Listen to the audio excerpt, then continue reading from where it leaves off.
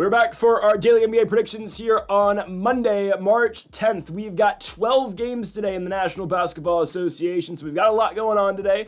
Before we get into the predictions, folks, make sure you hit that subscribe button down below for some more daily NBA predictions here on the channel. Earlier today, we posted our 5 college basketball best bets, so make sure to check that video out. That is linked in the description down below, along with our UFC Fight Night Vettori versus Dolidze 2 predictions. It is the second video on Greedo Plays MMA, so make sure to check that video out. That is linked in the description down below. All right, let's move on to the first of our 12 games today in the NBA, and we kick things off here in Atlanta, Georgia, for the Philadelphia 76ers and the Atlanta Hawks.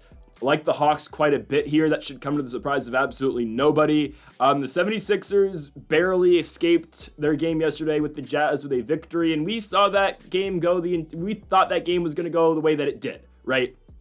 Philadelphia wins a very close game. We thought Utah was going to cover on the road. Philadelphia barely edges it out in the tank for flag game or the capture the flag game, right? The Sixers are still dealing with injuries. Tyrese Maxey's questionable tonight. We'll see if he plays. PG's still out. Lowry's out. Andre Drummond left the game in the second half against the Jazz. So really the only thing potentially helping the 76ers tonight is Tyrese Maxey. I don't think they're in no position to rush anybody back, considering where they are in the standings and with the Bulls winning recently. I guess they're only 3.5 games out, but the Sixers, the last thing they're thinking about is a playoff run. So they're not going to push Tyrese Maxey back, a guy who is part of their long-term future, obviously.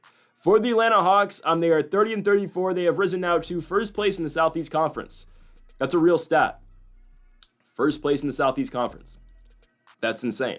The Atlanta Hawks, though, back-to-back victories over the Indiana Pacers. Obviously, Tyrese Halliburton didn't play either of those games, but 2 good wins for Atlanta. I got to give them credit.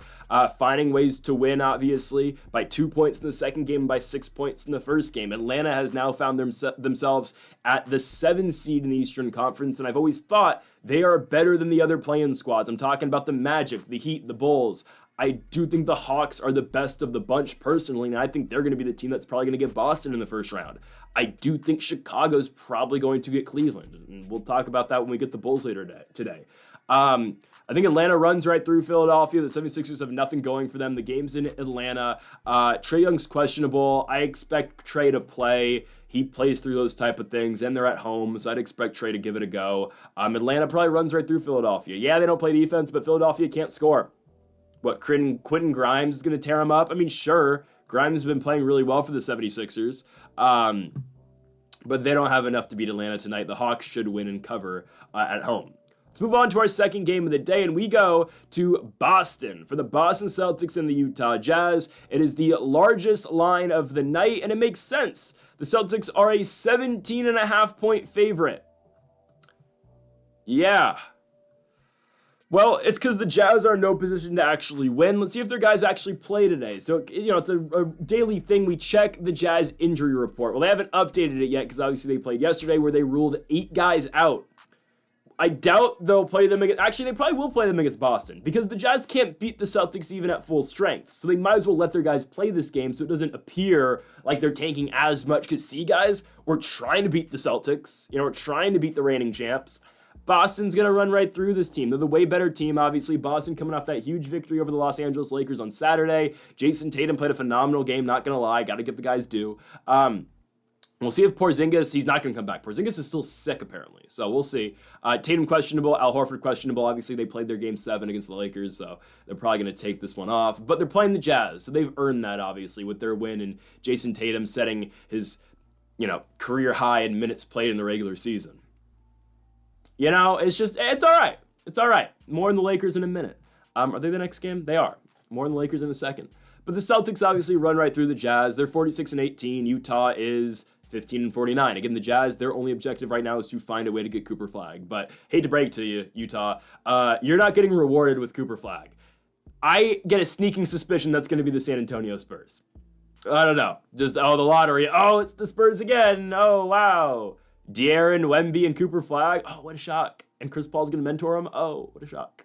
I know De'Aaron's been in the league for a while, but still, I don't know. I just have a weird feeling that's going to happen. Is the NBA really going to allow Cooper Flag to go to Charlotte or Utah? Come on now. Come on. The Celtics run right through the Jazz. Don't bet it. 17.5. So much could happen. The Celtics are dealing with injuries, but the Jazz, who knows who actually plays? They load manage all their guys. I don't think they're all really that hurt.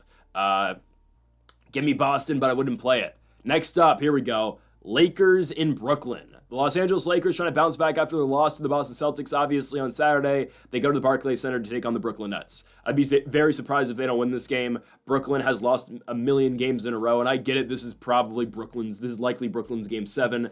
They played very tight against the Lakers in Los Angeles on January 17th. The Lakers winning that game by 1 point. If you remember that game, D'Angelo Russell had a chance to win the game. He shot a 3 at the end, and he bricked it. If D'Lo hit that shot, then yes, the Nets would have won. That was when they were playing their back-to-back games in Los Angeles. Well, into it, and then at Staples or Crypto, they got blown out the night before against the Clippers by 70 points, and they played a 1-point game the night after against the Lakers. Lakers still won, but now you get the game in Brooklyn.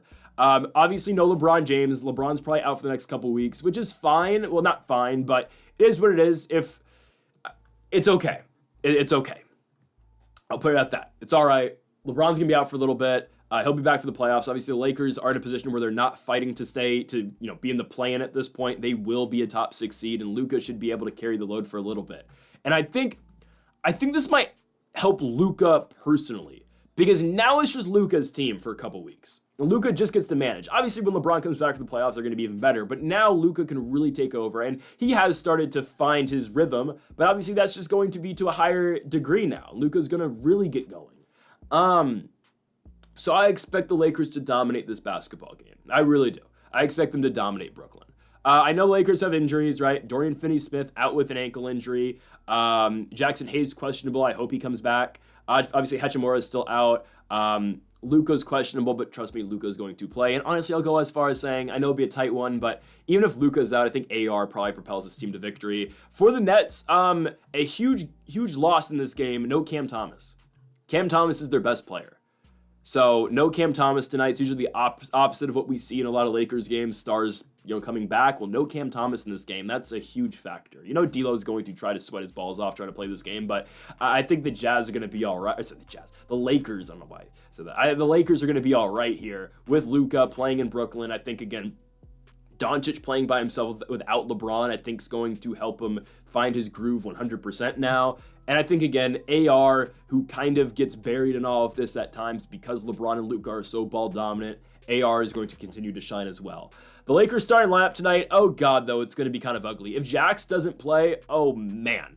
If no Jackson Hayes, guys, the lineup tonight's going to be Luka, AR, Vando, Luka, AR, Dalton, Vando, Trey Jemison. God, oh man. Hopefully Jackson plays, so then it's obviously Luka, AR, Dalton, maybe Gabe Vincent, but I hope it's Dalton, Vando, Jax. If not, expect some Trey Jemison action, which, okay. Regardless, the Lakers have enough to beat the Nets. I really believe so. Even an AR-led team, I think, goes and beats Brooklyn. But yes, Luka and AR will find a way to get it done in Brooklyn against the Nets. We go on to our 4th game, and we go now to Miami, Florida, as we've got the Miami Heat hosting the Charlotte Hornets. The Heat will dominate the Hornets. I know they've lost 3 in a row, perfect get-right spot. I wouldn't play it personally just because, yes, Miami struggled a lot, but they are taking on the god-awful Hornets, who are coming off a victory, by the way. They did beat the Brooklyn Nets, which will make me even more pissed if the Lakers can't beat the Nets tonight. But their first win in a while, first win for the Hornets since their win over the Los Angeles Lakers coming out the All-Star break. Just excellent. But now they're going on a big road trip, obviously. 4 straight road games. They start in Miami. I'd expect the Heat to get this one done fairly easily. I know they've lost 3 straight games. It's a perfect get-right spot for this team. They are dealing with injuries and a lot of injuries, but Tyler Hero should be back tonight. Andrew Wiggins should be back as well. Bam Adebayo has been playing spectacular basketball for the Miami Heat recently as well, and I'd be very shocked if the Heat don't win this game. That's to put it lightly. They should dominate Charlotte here. The Hornets just won their first game in forever. I don't expect them to go on the road and beat Miami. The Heat have been struggling, sure, but they're just the better team. Give me Bam Adebayo, Tyler Hero, and Andrew Wiggins and the Miami Heat to win and cover the 9.5 points here against the Charlotte Hornets. We go on to our next one. It is in Toronto, Ontario, Canada, as we've got the Toronto Raptors taking on the Washington Wizards. Whoop-de-do. Toronto likely wins. I know they dropped the first game. Jamal Shed, who I'm a big fan of, obviously rookie out of Houston, had the game-winning shot called off. expect Toronto to blow out the Wizards now. The Wizards got their game. They're not going to win back-to-back here in Toronto. Again, it's a meaningless game, don't get me wrong, and the Raptors have been dealing with so many injuries tonight. No Jakob Poeltl, no Abaji, and no Jacoby Walter. They are all out, but we do get IQ, we get RJ Barrett, we get Scotty Barnes, we get Jamal Shead still, obviously, and I think, is Grady playing? Grady's still out for weeks, so okay. Regardless, Jamal Shead, I like Jamal Shead in the expanded role. Obviously, IQ's playing still, but anyways, they're taking on the Wizards, who are tanking in their own right, but they need to start losing games, right? It's great. They have the veteran presence now with Middleton and Marcus Smart. That's awesome for the young guys, but no, as the Wizards, we're going to talk about their injury report in a few seconds here, they know they can't surpass the Jazz in wins, which is so sad, but legitimately, they can't do that. Utah's got 15 wins, the Wizards have 13. They want the best odds for Cooper Flag. Now, I could see Washington getting rewarded with Cooper Flag. DC, all right. You can market Cooper Flag in DC. In Charlotte, North Carolina, I'm sorry, no, because they're going to trade LaMelo. Adam Silver's not rewarding them Cooper Flag, right? The Jazz, they play in Utah. They're not getting rewarded Cooper Flag. The Pelicans, do the Pelicans even have their pick? I think they do. Pelicans aren't getting rewarded with Cooper Flag because they already got their chance with Zion Williamson. They couldn't do anything. Those teams don't get Cooper Flag, right? The only teams that Cooper Flag could possibly go to, and this sounds so like, conspiracy theory, but it's true, guys. San Antonio, Phoenix doesn't have their pick. San Antonio, Toronto, he'd give Toronto Cooper, or Washington. It's a 3-team race out of the bad teams, right? Like maybe, I don't know, the Bulls luck into them. I think the Bulls are going to the playoffs. But anyways, right? Those are the main teams I think that'll get Flag. So the Wizards decided tonight, because they won one game, Brogdon, you're not playing. Middleton, you're resting. Rashawn Holmes, out. Marcus Smart, out. Colby Jones, out. All right, Jordan Poole is going to take 50 shots tonight. That's what's going to happen. But the Raptors should win. Wizards trying to lose the second half of the back-to-back, or the second half of the 2 games in a row against Toronto. Expect the Raptors to win as the Wizards, again, try to not surpass the Jazz in wins. For as sad as that sounds, it's the absolute truth. Let's go on to our next game as we go to Chicago, Illinois, as we have got the Chicago Bulls taking on the Indiana Pacers. So yes, I've been hyping up the Bulls a lot recently. I think the Pacers get it, though. I don't think the Pacers lose 3 in a row. Now, again, it's all dependent on if Tyrese Halliburton actually plays. Tyrese is still questionable with that hip injury. Again, Halliburton doesn't miss many games. Hopefully he plays tonight. TJ McConnell, the backup point guard as well, with the other point guard because Nembhard's around too. McConnell, questionable as well. Obviously, Nembhard plays the 2 when Tyrese is in the lineup. When Tyrese is not in the lineup, then obviously Nembhard moves to the 1. Anyways, I still think the Pacers win, but I'd wait to bet on it because if Tyrese doesn't play, I don't know if this team wins. I don't know. Yeah, the Hawks are good, but guys, the Bulls are playing really good basketball right now. They are. They're dealing with injuries of their own, right? Vucevic is still out. Maybe he's questionable, but Zach Collins has done a great job, man. Lonzo Ball, doubtful with the wrist injury. Shout out to Jello. That new song, I'm just saying. I don't know what the actual, what's the name of the song?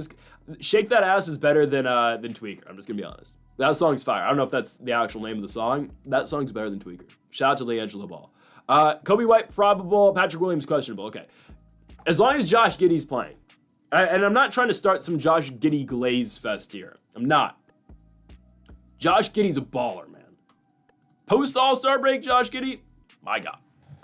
It's crazy the number he's putting up. But guys, Josh Giddey's playing like an all-star right now. Last game against the Heat, 26, 10, and 12. The Orlando game, 19, 13, and 9. Is this guy Russ now? And obviously, okay, he's not putting up Russell Westbrook type numbers, but he's nearing triple-double averages post the All-Star break. That's insane. With no Lonzo, though, and with, I don't know, Patrick Williams still being out, I like the Pacers. The Pacers are just a better basketball team. Should be a high-scoring affair, but if Tyrese is playing, the Pacers play this style of ball better than the Bulls do. They both play high-scoring games. Josh Giddey's great, but for as well as Giddey's been playing, Tyrese is the better basketball player, the better point guard, right? I like the Pacers. They're the all-around better team as well. Indiana should be able to beat Chicago here, but again, a major factor of this game is if Tyrese Halliburton actually plays or not. Let's hope Tyrese plays. Give me the Pacers to go on the road to Chicago, win and cover the 4.5 points as well. Next up, we go to Houston, Texas. The Orlando Magic go on the road to take on the Rockets. Same line, same spread, same money line, same everything. I think Houston does cover and win too. The Magic miracle victory over the Bucks, ended the 5-game losing streak, winning the game by 2 points. I don't expect Orlando to get too many more wins. I just don't. Yeah, they went to Milwaukee and won. They were due for one. In all fairness, they're going to win on Thursday in New Orleans. They should probably beat the Pels, who did play the Grizzlies really tough last night, but they should win that game on Thursday. But then you look further down their schedule, Friday against the Timberwolves, probably not winning on the road, probably not beating Cleveland on the road on Sunday. Houston at home on Monday. On Wednesday, next Wednesday, I don't know. Probably go to Washington and win. Lakers at home, probably lose. I don't know. This Orlando schedule's tough, man. Yeah, of course, they get their crappy Southeastern teams in the schedule as well. But I'm not too fond right now of the Orlando Magic. The Rockets are dealing with some injuries still, so Van Vliet still questionable. Amen Thompson's injury is huge, though. Thompson's a big part of this squad, man. You take him out the equation, yeah, they are starting to get a little light, and obviously they're going and reaching farther into that rotation. The Rockets are 5th right now in the Western Conference. I don't think they fall. They might fall into the play-in, I don't know. But I think they do beat Orlando here. I wouldn't bet it personally, though, because I don't know what the Rockets are going to look like without Amen Thompson and potentially Fred VanVleet tonight. Because if both those guys are out, we're looking at a starting lineup of probably Aaron Holiday, Jalen Green, Cam Whitmore, Dylan Brooks, and Şengün. Or I'll probably go Brooks, Smith, Jabari Smith, Şengün. Probably. They might start Whitmore, I don't know. Probably not Jae'Sean Tate. Definitely not. But I don't know. I think the Rockets still win. I'd stay away from it. Yes, the Rockets have been struggling, but I'll make the case the Magic have been struggling more, and I don't think Orlando wins back-to-back games on the road. They're 4.5-point dogs in this spot. I do like Houston to win and cover here against the Magic. We go on now to our next game, and we move to Memphis, Tennessee. And this is the first underdog pick of the day. I'm taking the Phoenix Suns to go to the FedEx Forum and beat the Memphis Grizzlies. Might be a hot take, but I think the Suns can catch him here. They're coming off a win yesterday. They played on Sunday afternoon Sunday afternoon against the Mavs. The Grizzlies played last night. Not that big of a difference, but the Grizzlies played a grueling game against the Pels, and sure, the Suns were kind of competitive at points with Dallas, but obviously they won the game pretty handily. They won it by 9 points. Like they're expected to, right? I mean, I'd be surprised if they couldn't beat the Mavs, even for as bad as the Suns have been. I think this is a spot where they catch Memphis, and if you are the Suns, you gotta find ways to get wins, because every game's crucial to you down the stretch now, obviously. They gained a game on Dallas, that was huge. They're only now a game and a half out of the play-in. We obviously expect them to probably get there. Portland lost yesterday to Detroit as well. They play the Warriors tonight, right? I mean, it feels like it is the Suns' play-in spot to lose at this point, right? But still, you got to make games up on Dallas, and you got to find your spots to win. All right, well, Memphis on the road tonight, Houston on the road Wednesday, Sacramento at home on Friday, Los Angeles Lakers on the road on Sunday afternoon, And then the week after gets kind of easier. You get some Eastern teams that aren't very good. Toronto, Chicago's a winnable game, but then Cleveland, Milwaukee, Boston, Minnesota, Houston, Milwaukee, Boston, Knicks, Warriors, Thunder, Spurs, and then Kings on the road. They gotta find ways to win games, man. I know they're only a game and a half of Dallas, and Dallas will probably lose a lot of games, but Phoenix has to find ways to win some. This is when I do think they just squeak out, especially against a Grizzlies team right now that's not playing their best basketball. We'll see who plays the second half of a back-to-back for them. Again, Phoenix can't afford to not play guys on back-to-backs. Memphis can, because obviously they're spot in the standings, right? Jaren Jackson's out multiple weeks still, I believe. Yeah, I believe he's still out for the rest of the week, probably. And who knows? Again, Jaw's been dealing with injuries. We'll see if we don't even know if Morant's going to play tonight. I actually think the Grizzlies lose this game to Phoenix. I think the Suns go on the road and beat them. I get it, the Suns don't play defense. They're bad in a lot of spots, but you got to think about it in this certain situation. It does feel like a winnable game for the Suns. So give me Phoenix to get this one done. I like the Suns to win. You can take the points plus 4.5. It's not a horrible bet, obviously, but I like the money line here for the Suns. I think they go on the road and win the game outright. Again, I think Durant and Booker know where they're at in the standings. Obviously, again, there's turmoil within that locker room and with the coaching staff too. But ultimately, the players want to win. You know, they're trying to find a way in the play, and I think they do find a way to go to Memphis and win this game. If not, we're completely off the Suns, you know? But I still think regardless of what happens tonight, yes, they're probably still going to get it over the Mavs. To our next one. I don't know why the NBA does this stuff. Like, again, it's just, all right, we saw this game yesterday. Here it is again. It's not even like, oh, this time it's in Denver. It's back in OKC, same game, Thunder Nuggets. Hey, it's just another game where Shea can cement himself as the best player in the NBA. That's all it is, right? SGA with 40 points in the win over the Nuggets yesterday, a 24-point victory. Told you guys that was going to happen. The Thunder are the Thunder, and Shai Gilgeous-Alexander is Shai Gilgeous-Alexander. Again, the Thunder have been actively prepping for this back-to-back. We said that because obviously they had rested their guys against the Blazers. They still won that game at home against Portland. But they've been waiting for this spot. They are going to put another loss here on the Nuggets. They just are. I don't think anybody's out for the Thunder in the second half of the back-to-back. That's why they rested so many guys against Portland, because they knew, all right, you're going to have to play 2 games in a row. Who plays for the Nuggets tonight? I don't know. I would expect Aaron Gordon likely not to play. He left the game early against OKC yesterday. I definitely don't think he's going to play. And we'll see what happens with some of the veterans like Russ. I don't know if will Westbrook play tonight? I don't know. Will a guy like MPJ play tonight, who's dealt with injuries all year long too, right? Who knows who plays tonight for Denver?